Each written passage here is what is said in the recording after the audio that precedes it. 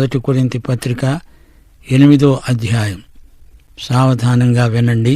ఈ అధ్యాయంలో అపొస్తలుడైన పౌలు క్రైస్తవ స్వేచ్ఛను, స్వాతంత్ర్యాన్ని గురించి మాట్లాడుతున్నాడు.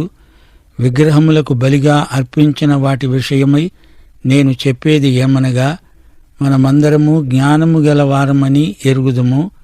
జ్ఞానము ఉప్పొంగ చేస్తుంది గాని ప్రేమ క్షేమాభివృద్ధి కలుగచేస్తుంది. ఒకడు తనకేమైనా తెలుసు అనుకుంటే తాను తెలుసుకొనవలసినట్లు ఇంకా ఏమీ తెలుసుకున్నవాడు కాడు. ఒకడు దేవుని ప్రేమించిన ఎడల అతడు దేవునికి ఎరుకైన వాడే. ఈ 8వ అధ్యాయం మొదలుకొని 11వ అధ్యాయం వరకు పౌలు క్రైస్తవ స్వేచ్ఛను గురించిన సత్యాలెన్నో మనకు బోధపరుస్తున్నాడు.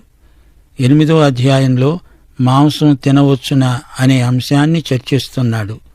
భోజన పానాదుల విషయంలో క్రైస్తవునికి ఉన్న స్వేచ్ఛ ఎలాంటిది? అది ఎంతవరకు? కొరింథీ సంఘంలో శరీరానుసారులున్నారు. వారిలో కొందరైతే క్రీస్తునందు పసిపిల్లల్లాగే ఉన్నారు.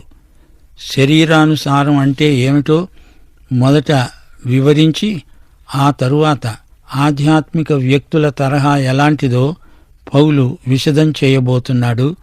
నేటి సమకాలీన సంఘం కూడా శరీరానుసారులైన వ్యక్తులతో ఎన్నో సమస్యలను ఎదుర్కోవలసి వస్తోంది. అందుకే ఈ అధ్యాయంలో నేటి సంఘానికి కావలసిన ప్రవర్తన నియమాలను మనం అధ్యయనం చేయడం ఎంతైనా అవసరం. పెళ్లిళ్ళు, విడాకులు అనే సమస్యలతో సమానంగా తిండి, ఎలాంటి భోజనం తగింది, ఎలాంటి తిండ్లు నిషిద్ధం అనే ప్రశ్నలు కొరింథు సంఘంలో తలెత్తాయి. కొందరికి కొన్ని తిండ్లు పడవు, అది వేరే సంగతి.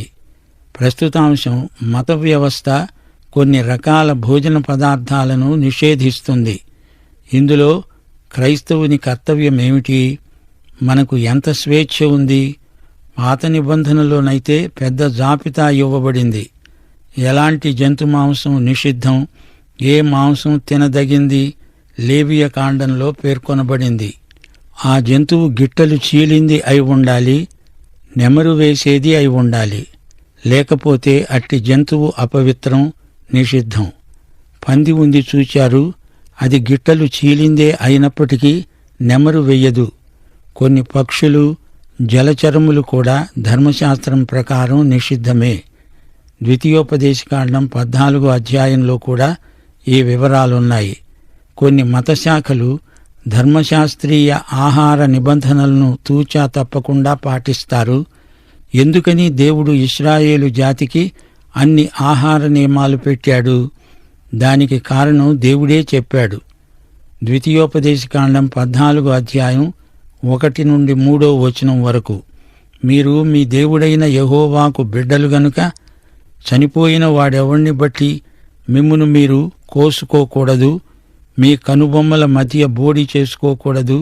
ఏలయనగా నీ దేవుడైన యెహోవాకు నీవు ప్రతిష్ఠిత జనం, మరియు యెహోవా భూమి మీదనున్న సమస్త జనములలో విశేషముగా తనకు స్వకీయ జనమగునట్లు నిన్ను ఏర్పరచుకున్నాడు. నీవు హేయమైనది ఏదీ తినకూడదు, మీరు తినదగిన జంతువు లేవనగా అంటూ దేవుడు పెద్ద జాబితా ఇచ్చాడు. ఆహారం మన ఆరోగ్యానికి ఎంతైనా అవసరం. వైద్యులు రోగులకు పథ్యం పెడతారు. వారు కొన్ని ఆహార పదార్థాలు తినకూడదు. బైబిలు తాగుబోతుతనాన్ని నిషేధిస్తుంది. కొన్ని ఆరోగ్యానికి భంగకరమైన అలవాట్లున్నాయి. పొగదాగటం, నల్లమందు మొదలైన మాదక పదార్థాల వల్ల ఆరోగ్యం పాడైపోతుంది. ఇంతకు ఈ విషయంలో కొరింథీయుల సమస్య ఏమిటి? అసలు సంగతి ఏమిటంటే, మాంసం అంగడిలో దొరుకుతుంది. మాంసపు అంగడి దేవాలయమే నిర్వహిస్తుంది. మాంసం ఎక్కడ పడితే అక్కడ దొరకదు. విగ్రహాలకు బలి ఇవ్వడానికి జంతువులను తెస్తారు. తమకున్న శ్రేష్టమైన జంతువులను విగ్రహాలకు బలి ఇస్తారు. ఈ విషయంలో వారికి కొన్ని మూఢనమ్మకాలున్నాయి. జంతువును చంపగానే ఆ దేవత ఆ బలిని స్వీకరించింది, కళేబరం మిగిలింది. దాన్ని దేవాలయాధికారులు అమ్మకానికి అంగళ్లలో ఉంచుతారు. గనుక ఆ మాంసమంతా విగ్రహార్పితమైనదే. మాంసం తినాలనుకునే క్రైస్తవులకు ఇది అభ్యంతరం అనిపించింది. ఈ విషయం పౌలును సంప్రదించారు. విగ్రహార్పితమైనది తినవచ్చా? ఈ క్రైస్తవులు ఒకప్పుడు విగ్రహారాధికులే. ఇప్పుడు ఈ మాంసం తినే విషయంలో ఇది చర్చనీయాంశమైంది. పౌలు వీరి ప్రశ్నలకు జవాబులిస్తున్నాడు. మానవ జ్ఞానం ఉప్పొంగుతుంది, ప్రేమ ఆ విధంగా మిడిసిపడదు. దేవుణ్ణి ప్రేమించేవారు మనుషులను ప్రేమిస్తారు. అదే క్రైస్తవ ప్రవర్తన సౌశీల్యము. మానవ జ్ఞానంతో పొంగిపోయేవారు ఇతరులను ఈసడించి మాట్లాడతారు. ఇలాంటి వారి జ్ఞానం దేవుని దృష్టిలో కేవలం అజ్ఞానం. ఫిలిప్పీ పత్రిక 3వ అధ్యాయం 10వ వచనంలో పౌలంతటి వాడే ఏమన్నాడు? ఆయన పునరుత్థాన బలము ఎరిగే నిమిత్తము, ఆయన శ్రమలలో పాలివాడనవటమంటే ఏమిటో ఎరిగే నిమిత్తము సమస్తమును నష్టపరుచుకొని పెంటతో సమానముగా ఎంచుకున్నాను. క్రీస్తును గురించిన జ్ఞానం మనకు కావాలి. మిగతాదంతా పనికి మాలిన చెత్త. ప్రభువునెరిగిన వాడే జ్ఞాని. అట్టి జ్ఞాని ఇతరులను తృణీకరించడు. దేవుణ్ణి ఎవరు ప్రేమిస్తారో వారికి మాత్రమే దేవుడెవరో తెలుసు, వారిని మాత్రమే దేవుడెరుగును.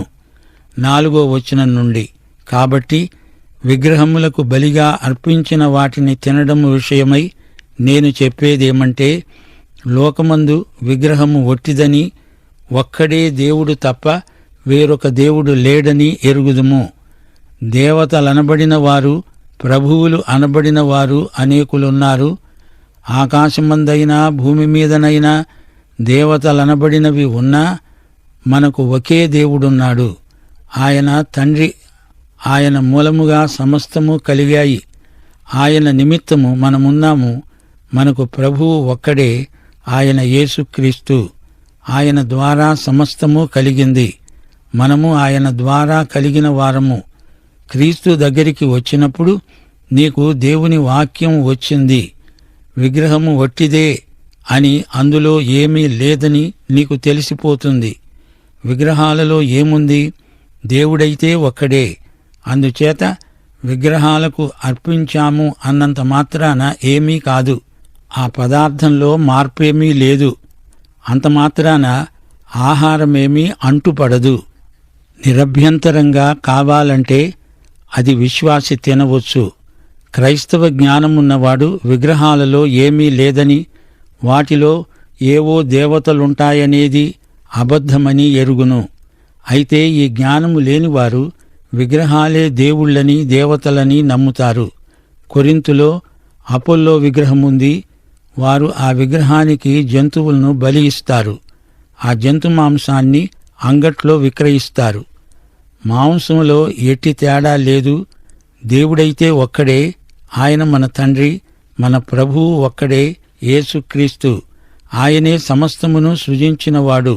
సమస్తము ఆయనకే చెంది ఉన్నాయి.